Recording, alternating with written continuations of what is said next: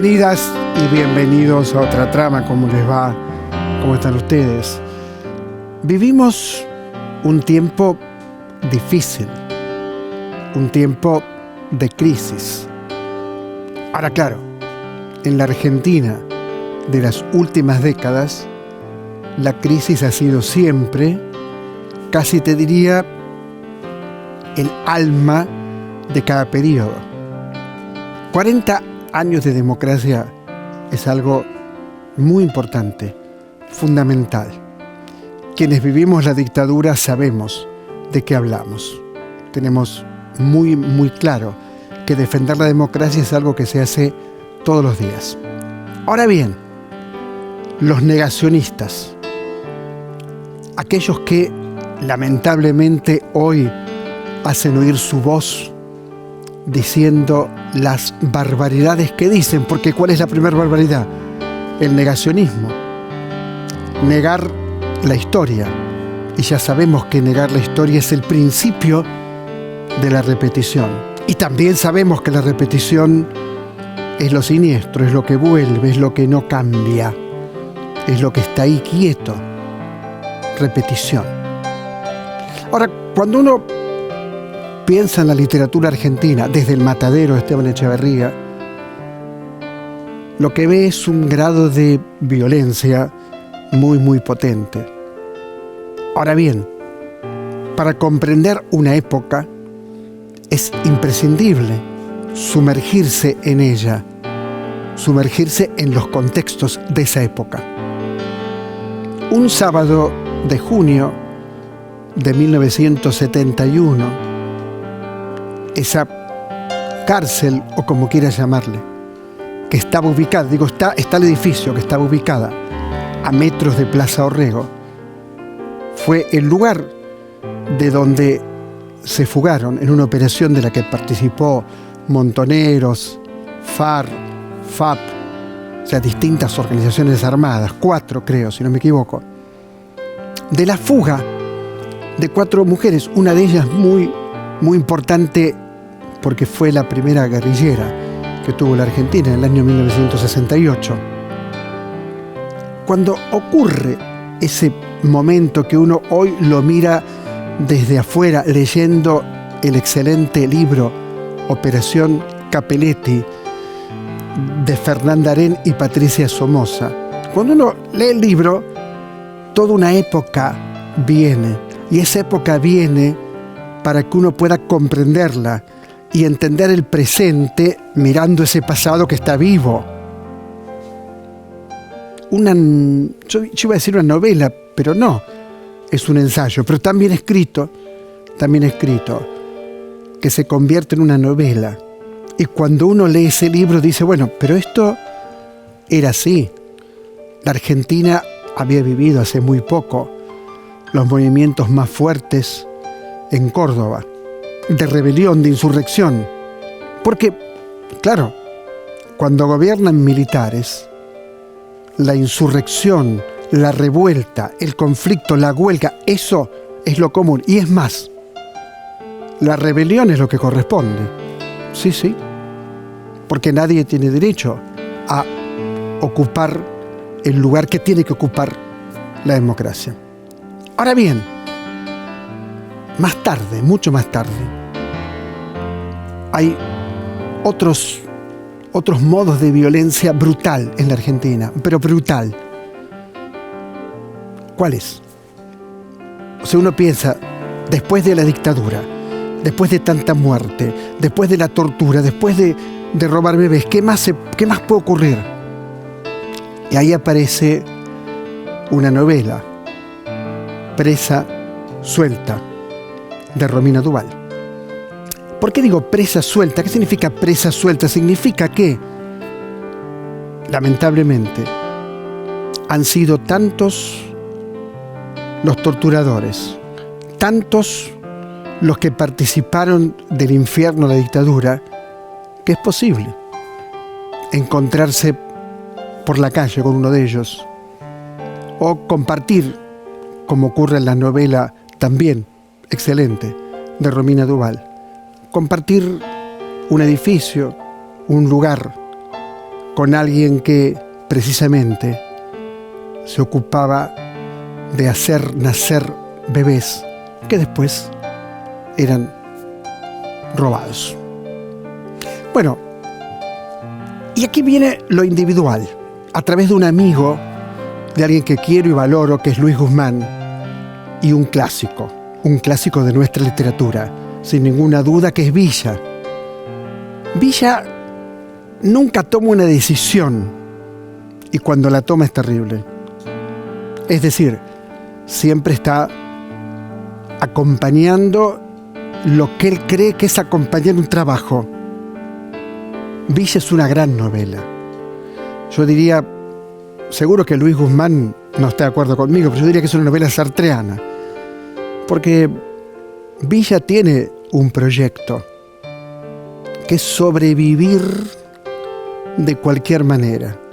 Y los que sobreviven de cualquier manera, más tarde o más temprano, son cómplices de las peores cosas.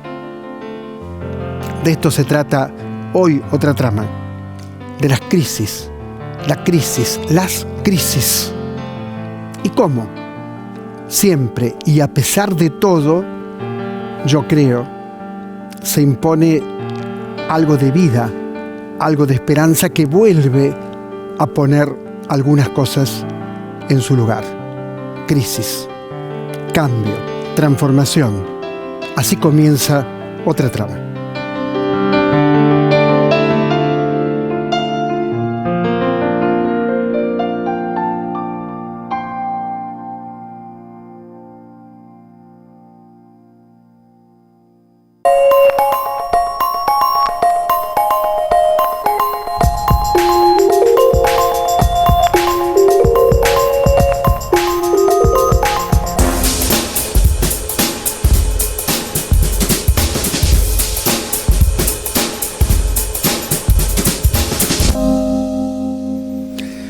Hablábamos de esa fuga un sábado de 1971 y la primera pregunta, está Fernanda con nosotros, está Patricia, es ¿por qué Operación Capelletti?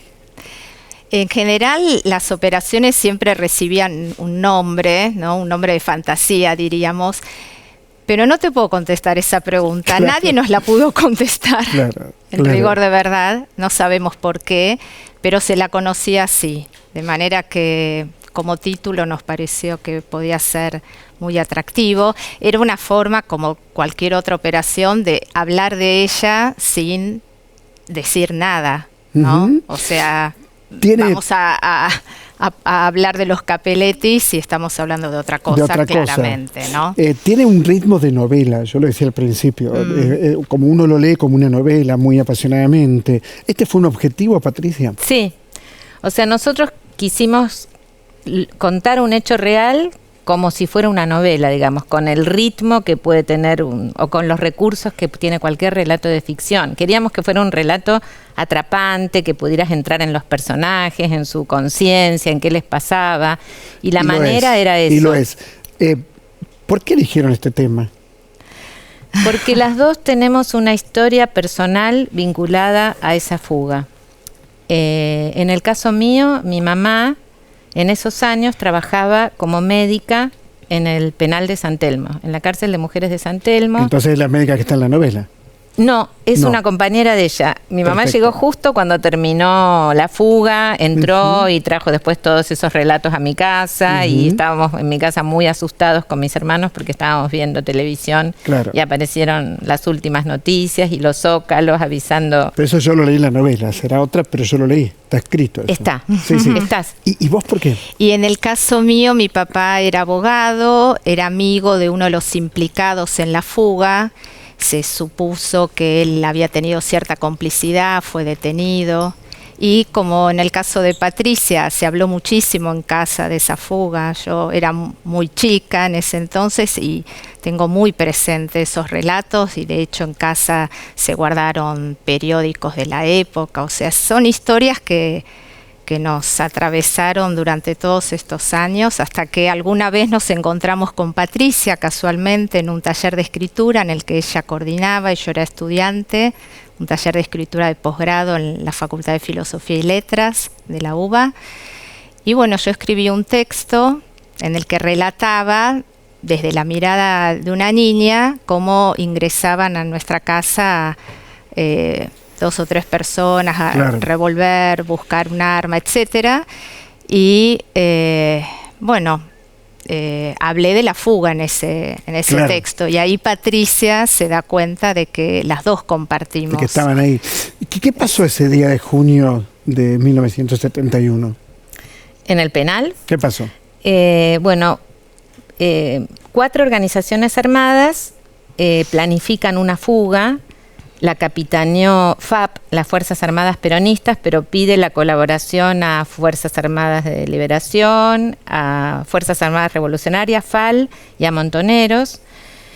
Y arman un operativo para ingresar al penal y rescatar a 4 compañeras de ellas que estaban detenidas ahí hacía distinta cantidad de tiempo.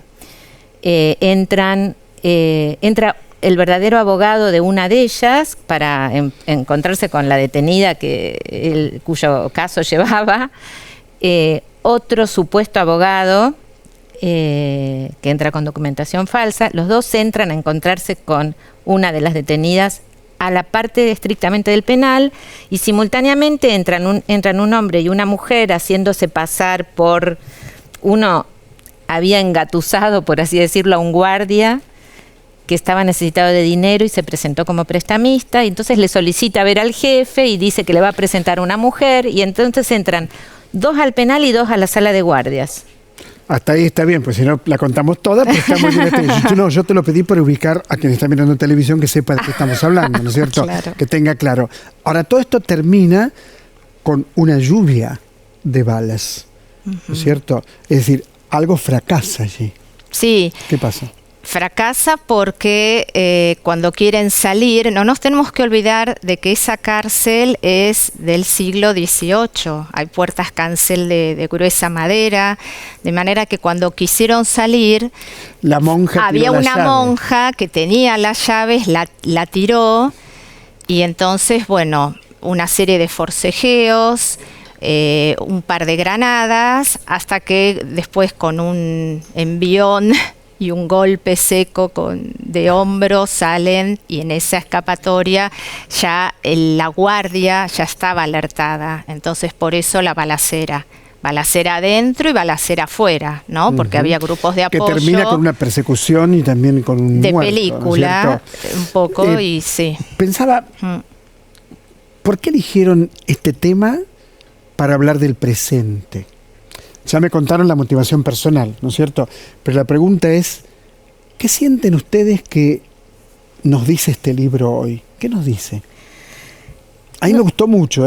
No sé si del presente estrictamente. Sirve remontarse a un momento que es un momento muy interesante en nuestro país, el momento en que el gobierno militar, que en ese momento estaba a cargo de la NUCE, empieza con una cierta apertura política y se empieza a pensar en el regreso de Perón a la Argentina, y al mismo tiempo hay mucha ebullición y efervescencia social y manifestaciones y organizaciones armadas, el lucha y vuelve.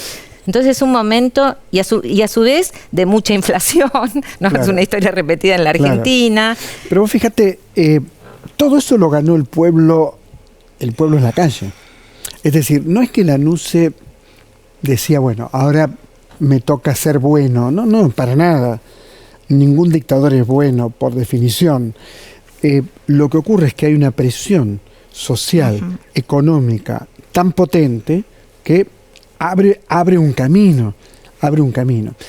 El texto echa luz sobre la crisis que en ese momento se vivían en la Argentina, donde, lo dije al principio, la violencia es como una marca registrada, lamentablemente, de la historia argentina. ¿Cómo lo ves vos? Sí, hoy para nosotras y creo que para todos es inimaginable. Antes hablábamos, ¿no? Una fuga así, impensable. Primero porque las matan a todos, lamentablemente. Directamente hubiese sido así. Y era como que la violencia estaba a la orden del día, ¿no? Era una moneda corriente, diríamos. Exactamente.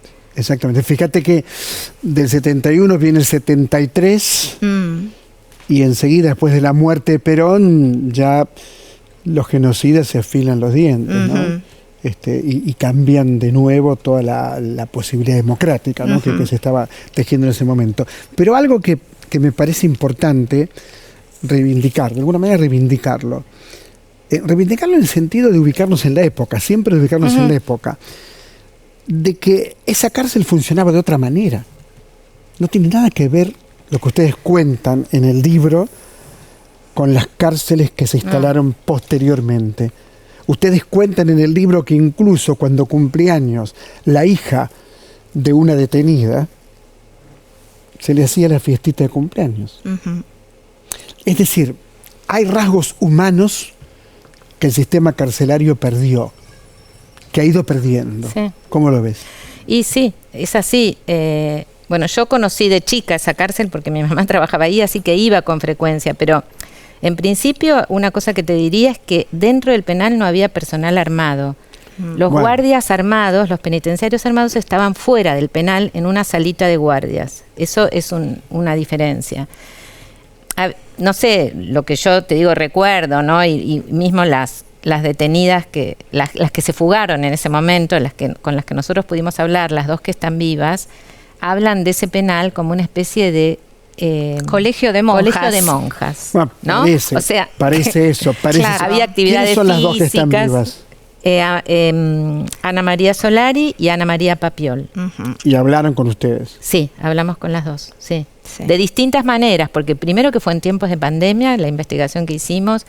Ana María Papiol vive cerca de Barcelona, así que ella, la única manera bajo la cual hablamos fue por el mail, pero millones de mails fueron y vinieron, y con Ana María Solari, que tardamos mucho en encontrarla porque estaba en Suecia en ese momento y nadie tenía rastros de ella hasta que llegó a la Argentina, y con ella hablamos telefónicamente un par de veces, sin vernos. Ahora, qué fuerte que alguien escriba esta historia, ¿no? También para ellas. Y sí, ¿no? es difícil verse escrito, supongo. No, pero para ellas, digo, que alguien recupere una historia que de alguna manera hoy está olvidada, esa historia. Sí, no fue una historia que... No fue muy conocida, ¿no? Esta fuga. Quizás fue la fuga conocida es la fuga de Trelew, digamos, la única fuga de la que claro, prácticamente, que ¿no? Lamentablemente no fue fuga porque terminó terminó con una masacre. Con la masacre o la del de Trelew. 75 en Córdoba, donde se fugan 26 presas. Pero tampoco es demasiado conocida. No, pero es época de fugas. O sea, 15 días antes de esta fuga que nosotros contamos, había habido otra fuga en la cárcel del Buen Pastor, de mujeres, estoy hablando, Córdoba, en la cárcel del Buen Pastor de Córdoba. Y 4 años después hay otra fuga más grande también en Córdoba, de mujeres. Y poco después hay una fuga en Uruguay, un mes después está la fuga de las 38 estrellas en Uruguay, también de una cárcel del Buen Pastor. Porque las cárceles de mujeres en América Latina estaban bajo la administración de la Orden del Buen Pastor. No estaban en manos del Estado como las cárceles de varones. Claro, y era otro mundo. ¿Es una novela o un ensayo para ustedes? Para nosotras no es un ensayo, es una suerte de novela. Pensemos en el non-fiction. Non-fiction, por eso ¿no? Sería un relato de no-ficción. Un relato de no-ficción, ¿no? Partimos efectivamente de hechos reales. De hecho, consultamos, ¿no?, la causa judicial, entrevistas, testimonios muy diversos de distintas voces, pero ficcionalizamos algunas escenas, ¿no? Fernanda Aren, Patricia Somoza, muchas gracias. Gracias a ustedes. Muchas gracias. Lean la novela. Como siempre digo, una nota en televisión no es más que un puente para que llegues al texto. Si te ocurre lo que me ocurrió a mí, no podés parar. Empezás y no podés parar. Esta es mi experiencia como lector. Ojalá la tuya sea parecida a la mía. Esto es Otra Trama, ya regresamos.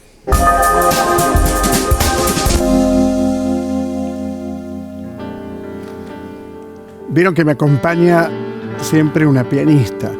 Bueno, es Luna Sujatovich.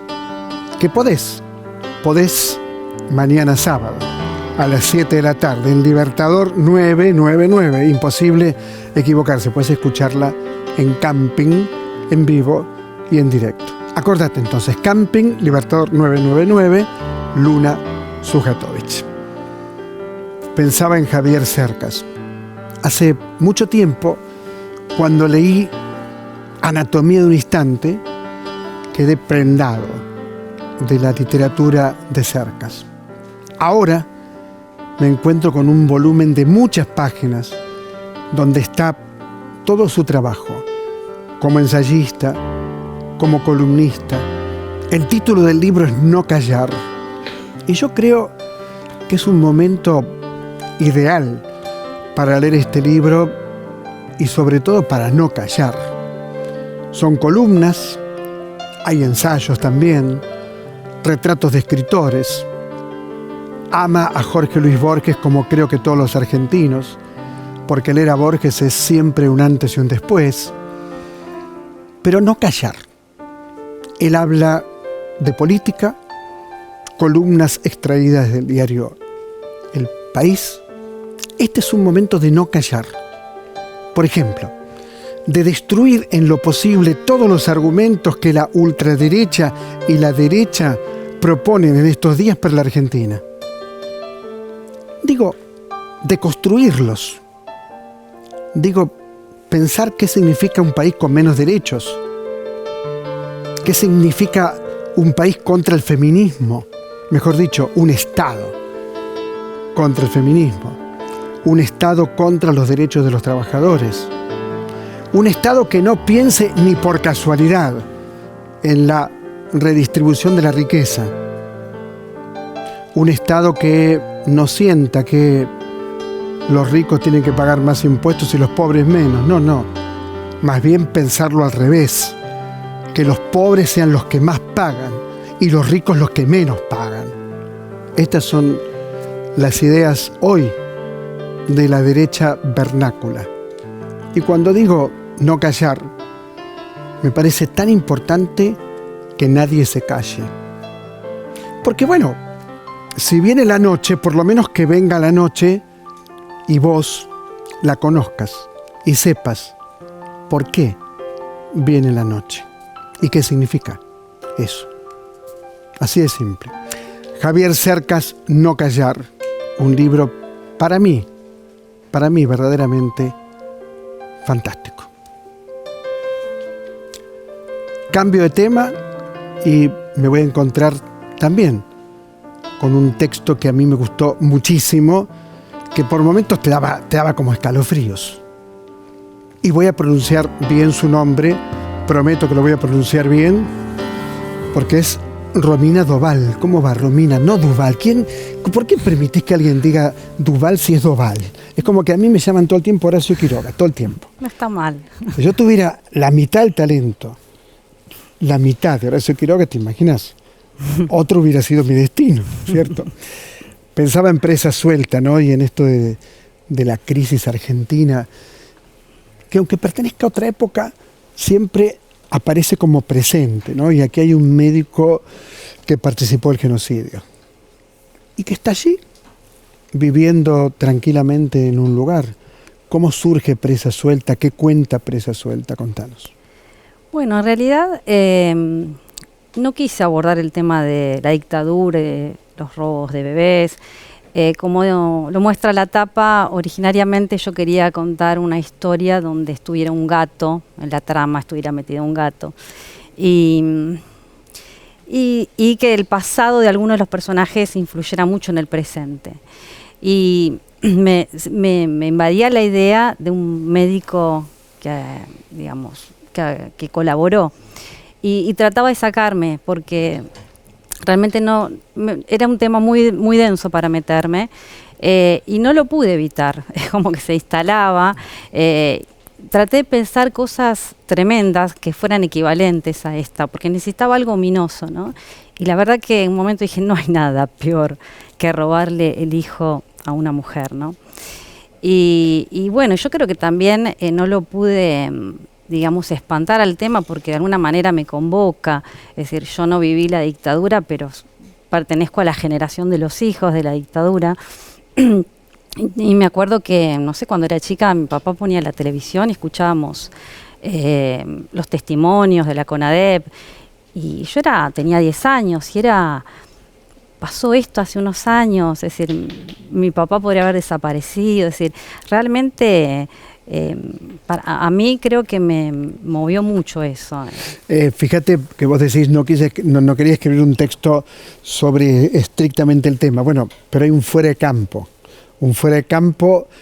que es central, es decir, aun cuando no hayas querido hacerlo, lo hiciste, te cuento. Sí. Por ese fuera de campo que ingresa todo el tiempo. Y por otra parte, por el clima siniestro que va tomando la novela casi desde el primer momento, ¿no es cierto? Con personajes secundarios muy potentes. Carmen, por ejemplo, o Linda. Contame de esos personajes. Bueno, al principio la idea fue contar a Ferrer, que es el médico obstetra, de afuera, como ir diferentes visiones de la mujer que lo cuida en su vejez, y realmente no tenía muchas ganas de meterme en la cabeza de esa persona. Y finalmente sucedió todo lo contrario, porque en el último capítulo me meto de lleno en su cabeza. Fui entrando de a poquito, pensando, bueno, tengo que pensar cómo es su vida, cómo fue su infancia. Y bueno, y finalmente es un personaje en el que, digamos, estoy como muy comprometida, y es complejo, porque digo, como que lo odio y lo quiero, digo, como siempre digo, como ciudadana yo condeno eso, pero como escritora yo tengo que ver las complejidades o las contradicciones. Es decir, es un hombre que estuvo muy enamorado, que tuvo grandes problemas con su hijo, entonces fue como un viaje, meterme en la cabeza de Ferrer, digamos, rico en cierto sentido, ¿no? Roberto era el nombre, Roberto ¿no es Ferrer, sí. Roberto Ferrer. Ahora hay otra cosa, ¿no?, que está presente allí, que en nuestra propia vida, en nuestro edificio, a la vuelta, esto sigue ocurriendo, ¿no? Es como encontrarte con lo más oscuro y lo tenés a lo mejor a la vuelta de tu casa o directamente en el mismo lugar en el que vivís. Y eso es lo que pasa con la historia argentina. Es como una historia que al no cerrar, porque no tenemos muchísimas incógnitas de todo ese periodo, al no cerrar, continúa hablando, continúa diciendo. ¿Cómo lo ves vos? Sí, es así, es como esa mancha de aceite de la que habla Guillermo Martínez, que no se cierra. Por eso, bueno, sin contar un poco la novela, de alguna manera se habla de la justicia, que, digamos, que Ferrer está en su casa, tiene arresto domiciliario, pero yo creo que la sociedad no siente que se hizo justicia, ¿no? Que se hizo tarde, que todavía hay como una deuda muy fuerte, ¿no? No, perfecto lo que decís. La sociedad, o buena parte de la sociedad, sí, buena parte de la sociedad no está para nada involucrada en estos temas. Es decir, no lo viven como algo cercano, lo viven quizás como algo que alguna vez ocurrió, sin vislumbrar el puente con el presente. Exacto. Por eso es tan importante los textos que a través del arte, a través de la escritura, traen estas historias, porque son historias no concluidas. No concluidas. En la medida en que aparezca un nieto por el trabajo de las abuelas, la historia no está concluida. Y siguen apareciendo nietos y ojalá aparezcan todos los nietos sustraídos, ¿no es cierto? Entonces, en ese punto me parece importante. Vi que Guillermo Martínez habla bien de la novela, entre otros, ¿no es cierto? Elsa Osorio, sí.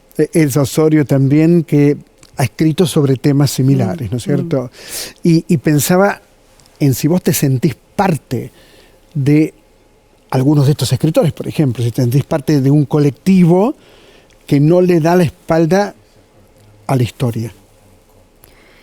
Sí, puede ser. Bueno, mi novela anterior, La mala fe, es la historia de dos jovencitas que viven la crisis del 2001. Sí, trato de evitarlo, pero siempre la historia me la historia con mayúscula atraviesa la historia de los personajes. O sea, tu primera novela hablaba de la crisis del 2001. Segunda, sí. Tu segunda Sí. novela hablaba de la crisis del 2001. Sí, sí. No la leí, por eso te pregunto. Y esta habla de otra crisis, Claro. ¿no es cierto? Es decir, la pregunta sería, ¿se puede escribir sin ese motor de crisis casi permanentes de la historia argentina? ¿Y qué pensás de la actual crisis en la que vivimos? Bueno, evidentemente para mí sí me genera historias, o las crisis atraviesan mis personajes. Se puede escribir desde otro lado, pero evidentemente eso a mí me convoca bastante. Y sí, bueno, lamentablemente parece siempre vuelve la crisis, ¿no? Parece que estamos hablando siempre de lo mismo.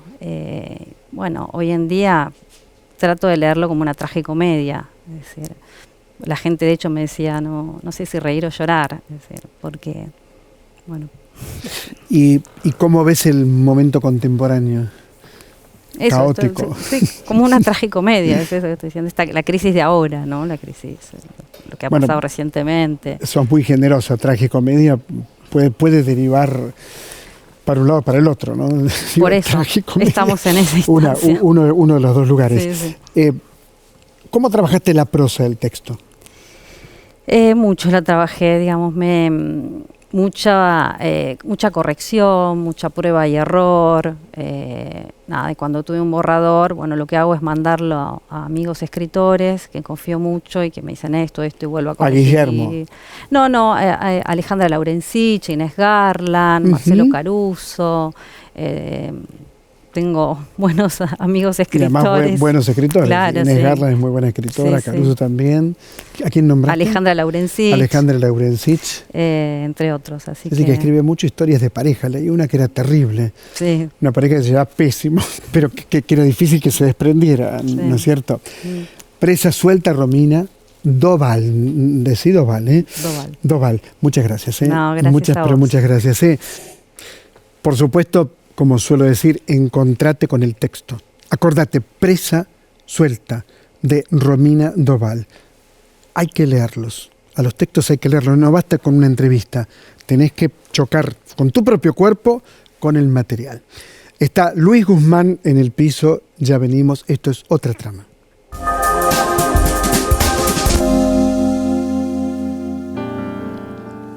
Bueno, vivir en el teatro es algo que a mí me fascina. Rara vez no voy al teatro.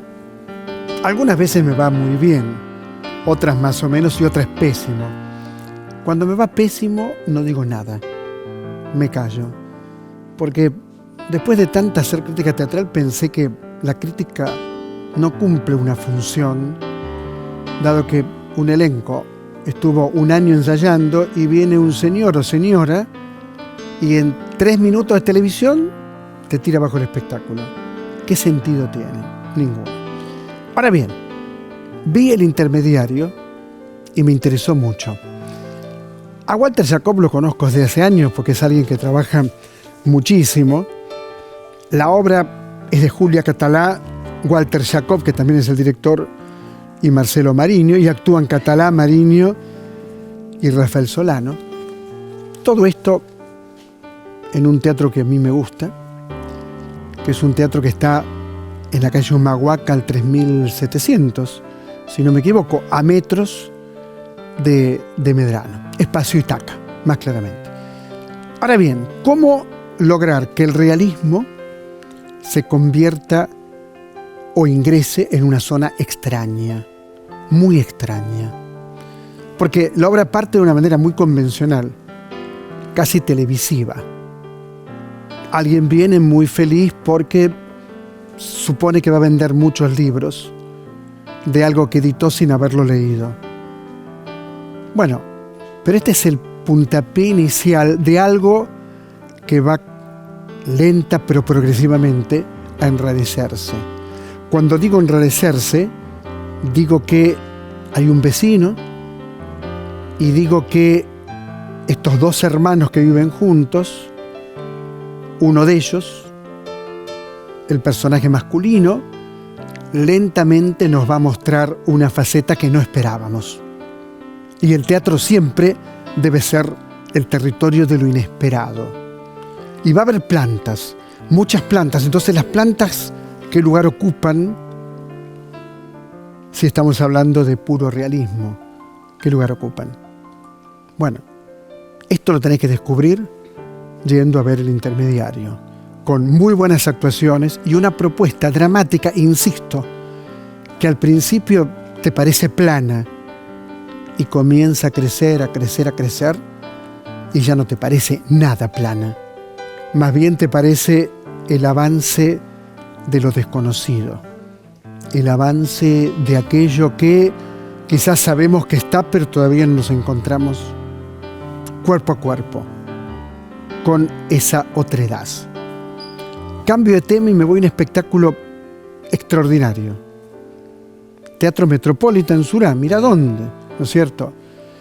Pero por supuesto, el espectáculo Pundonor de Andrea Garrote viene hace mucho tiempo paseando no solo por la Argentina, también en Europa, en Madrid. Andrea es la autora y es la excelente actriz del espectáculo. ¿Qué tiene que hacer? Dar una clase sobre Michel Foucault. ¿Qué hace? No da la clase, no. Habla de su propia existencia. Habla de su lugar en el mundo. Y pocas veces he visto que un unipersonal tenga ese juego que también tenía Anton Chekhov cuando hizo sobre el daño que es el tabaco, ¿se acuerdan? Donde un señor tiene que dar una conferencia sobre el daño que es el tabaco y convierte esa conferencia en una exposición de sí mismo. Bueno, de esto se trata el estupendo monólogo de Andrea Garrote, con una excelente actuación de Andrea Garrote, y que va los martes a las 8 de la noche. Foucault finalmente se convierte en el mecanismo en el que ella también queda atrapada. Finalmente es una clase de Foucault sin querer hablar de Foucault. Anda a verlo, haceme caso. Andrea Garrote, Pundonor. Cambio de tema y saludo a un prócer, sí, sin ninguna duda. El maestro Luis Guzmán. ¿Cómo le va, maestro? ¿Cómo andás, querido? ¿Cómo estás, querido? ¿Bien? Bien, bien. ¿Vos?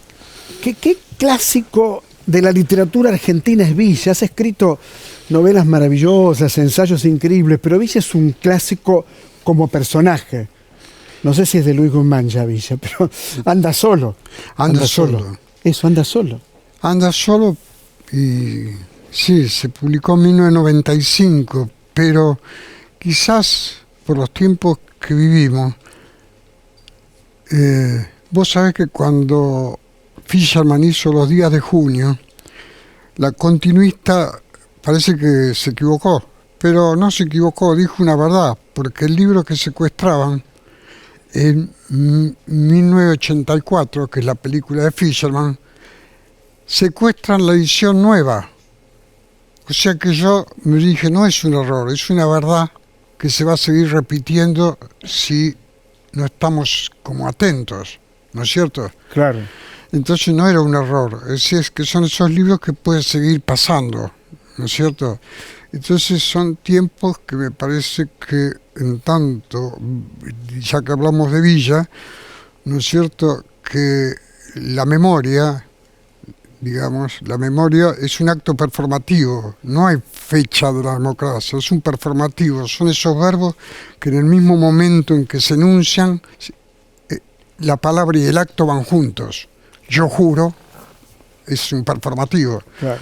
Entonces, no hay fecha o día de la memoria o día de la democracia, son todos los días. Entonces es un momento que a mí me parece que es necesario, ¿no es cierto?, recordar una frase, no voy a citarlo porque no me gusta, de un señor que se dedica al psicoanálisis, que dice, es una época que ya nadie se muere de vergüenza. Qué linda frase, ¿eh? Es una época que ya nadie se muere de vergüenza. Es una época que ya nadie se muere de vergüenza. Psicoanalista contemporáneo. Sí, ya venía de 1960 la frase. Y uno piensa cómo termina el proceso de Kafka, ¿no? Que dice, murió como un perro ¿sí? Tuvo que sobrevivir a la vergüenza. Entonces hoy venía en el taxi, escuchando, siempre está la radio prendida, y decían los candidatos políticos como si fuera un cuadro de fútbol. Entonces, evidentemente hay una degradación de los discursos que hay que estar como muy atentos, ¿no es cierto? Porque me parece que si no es muy complicado.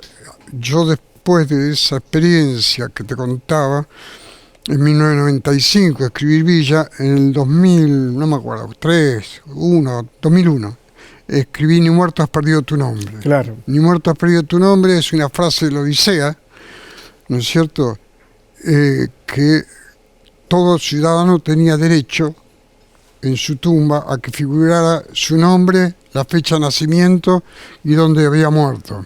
O sea que ni muerto habías perdido tu nombre. Y esa novela justamente se está haciendo ahora en el Tadrón, ya que hablaste de teatro, la versión teatral. El Tadrón es un teatro político, no partidario, que hay mucha diferencia. Y bueno, proviene de una historia real de dos personajes, Varela y Varelita, no el bar, digamos, porque es mucho antes, era un conjunto de música que te acordás, Claro. de dos personajes que salen digamos, en el 2001 a mano de obra desocupada a seguir trabajando. Entonces me parece que es un momento en que estar muy atentos, ¿no? Bueno, el crecimiento de la ultraderecha, el crecimiento de estos discursos vacíos de total contenido, más vale que estemos muy atentos, ¿no? Porque es algo muy grave lo que está ocurriendo en ese sentido. Para mí es muy serio. Me comentaba alguien que estaba en un consultorio médico, ¿no? Que había mucha gente, un señor hablaba muy alto por el celular, digamos, ¿no es cierto? Viste cómo se habla, ¿no? Por eso ya no hay nada privado, no hay nada privado, gritos, ¿no? Digamos, vos viste que yo no tengo celular porque considero que es un autismo social. Ah, ¿no tenés celular? No. Y WhatsApp tampoco. WhatsApp. No. Qué maravilla. Menos. Este señor un señor hablando en voz alta, ¿no? Y alguien le dice que, bueno, que por qué no se va afuera, y el señor dice que está trabajando, pero eso no es lo impresionante es que en la pantalla tenía una foto de Videla. Quiere decir, me refiero que son cosas que no circulaban y están volviendo a circular, y me parece que hay que estar atento a esas cuestiones. Y ya insisto que esto no es ni una opinión política ni partidaria, es una lectura, que es una cosa muy distinta, ¿no es cierto?, que me parece a mí que es necesaria, digamos, más allá de las ideas de cada uno, ¿no? Claro que sí.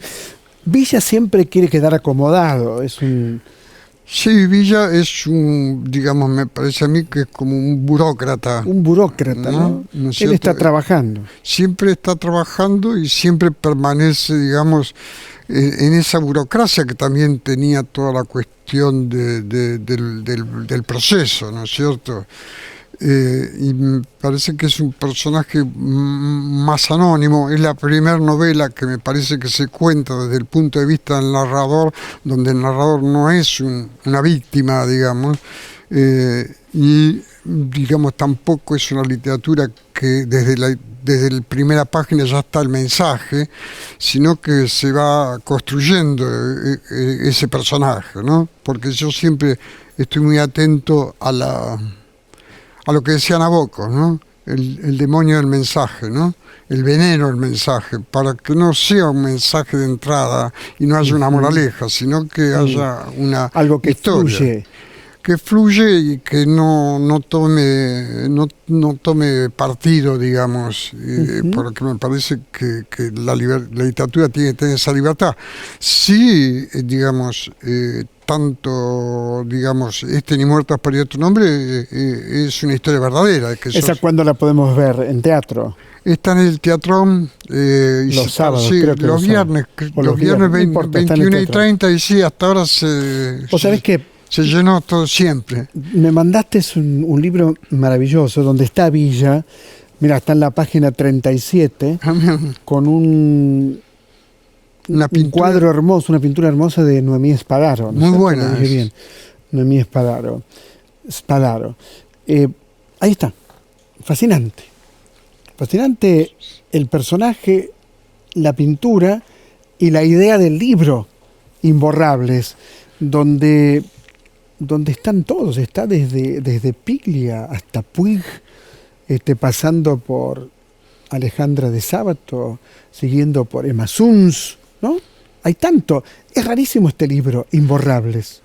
Es rarísimo porque, bueno, primero es un libro que colaboran como 30 personas, las 4 pintoras, Noemí Spadaro, María Pinto y Marcela Mota, la diagramadora, Paula Ripesi, Salvador Gargiulo, y todos los colaboradores, todos colaboraron gratis, desde, digamos, Laura Malosetti, Estupía, y está dedicado a 2 personas muy queridas, digamos, que son, digamos, Noé Gittrick, que también escribe ahí, y hay varias... Que murió hace muy poco. Sí, y hay varias de Luis Chitaroni, digamos, también. Luisito. De Luisito hay varias, ¿no? Y o sea que es un libro que empezamos en 2019, colaboramos todos con dinero, una venta anticipada, y salió ese libro que es rarísimo, que cuando la ve la gente dice, y todavía es un libro que se ha sacado.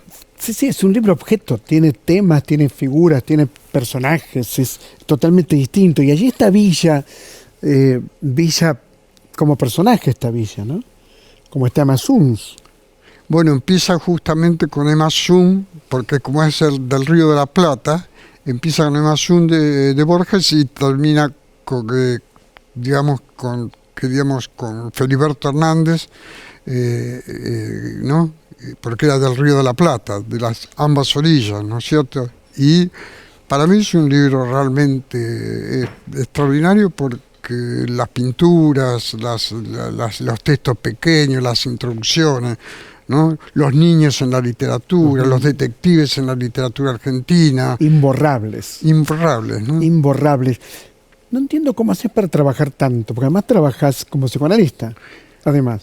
Sí, trabajo bastante como psicoanalista, pero cuando me hacen esa pregunta y todos los días en mi casa me dicen que trabaje menos, digo que conmigo se empiezan a preocupar cuando trabaje menos, ¿no es cierto? Sí, trabajo bastante y escribo bastante, tengo esa posibilidad, que puede ser una virtud, que puede ser un defecto, porque también hace poco recibí, estoy imaginando libros todo el tiempo. Hace poco Edasa me mandó cuentos, la reedición de tus cuentos, fantástico, eso. Sí, es lo que tiene el propio Martín Coban, que está muy bien, y la verdad que me emocionó porque comparo los personajes con lo de Onetti Art y bueno, esas cosas que a uno... Y sí, se pueden perfectamente comparar con los de ¿no? Onetti y con que le gusta, ¿no?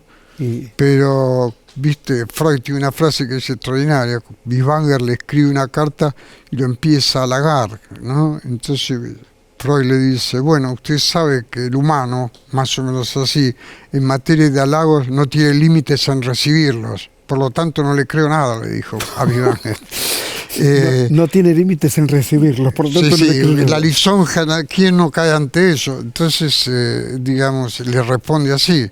Y bueno, y sí, ese libro está Ricardo Piglia, digamos, gran amigo entrañable. Tipo digamos. extraordinario, me acuerdo que te compraba libros cuando vos eras librero. Sí, Iba Fausto. Nos hicimos ahí muy amigos ahí en la librería, en Martín Fierro, en Fausto. Y bueno, siempre fuimos amigos. El frasquito tuvo proro de Piglia, proro de Chitaroni. ¿Te acordás? Digamos.